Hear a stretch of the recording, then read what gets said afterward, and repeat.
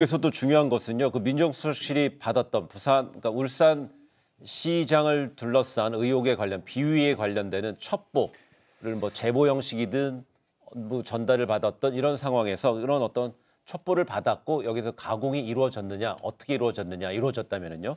이런 부분에 관련해서 그 청와대가 그 최초 입수한 제보 문건을 그 민주당의 그 박범계 의원이 지난해 3월에 국회 법제사법위원회에서 공개했다는 일부 보도가 있습니다. 관련해서 저희가 당시 화면을 영상으로 준비해봤습니다. 보시고 이야기 이어가겠습니다.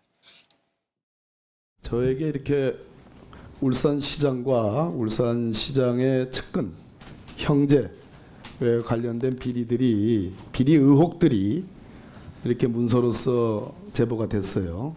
저는 이 사안이야말로 검경 수사권 조정, 경찰이 표현하는 수사구조 개혁에 저는 굉장히 중요한 모델 케이스가 될 거라고 봅니다. 예. 지방선거든 뭐든 그런 관계없이 있는 결대로 수사를 종결을 하세요. 지방선거 때문에 수사를 흐지부지한다. 그거야말로 역으로 또 정치적 해결이에요. 원칙에 따라서 공정하게 오해 없도록 수사하겠습니다. 근데 조금 전에 박 의원이 손에 들고 있던 문서가 그 김기현 전 시장의 범죄 의혹 관련 비위 의혹을 처음 제기한 그 울산 지역 건설업자의 모 씨가 제보한 문건일 가능성이 있다는 보도가 있었는데 여기 관련해서 오늘 박범계 의원은 또 이런 의혹에 대해서 또 강하게 또 부인을 하고 있어요. 약간의 교통 정리가 필요한데 저 좀 취재를 해봤더니 일단 당시에 고발 진정이 난무를 했었어요. 네. 그러니까 청와대, 대검, 울산시청, 울산지검, 울산경찰청 안 들어간 데가 거의 없을 정도로 들어갔고 고발 진정을 한 주체도 한 사람이 아니에요.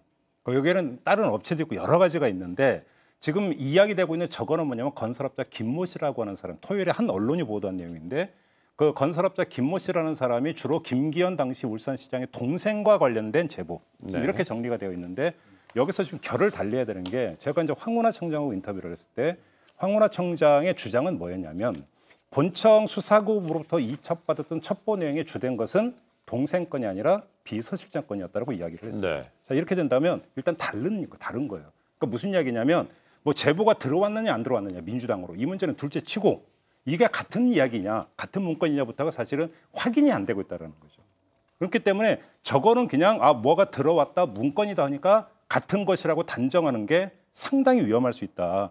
이게 어디서 나온 것이 어떻게 되는지부터 일단 확인될 필요가 있다. 그래서 하나만 더 말씀을 드리면 검찰이 입수하겠다는 그 원본.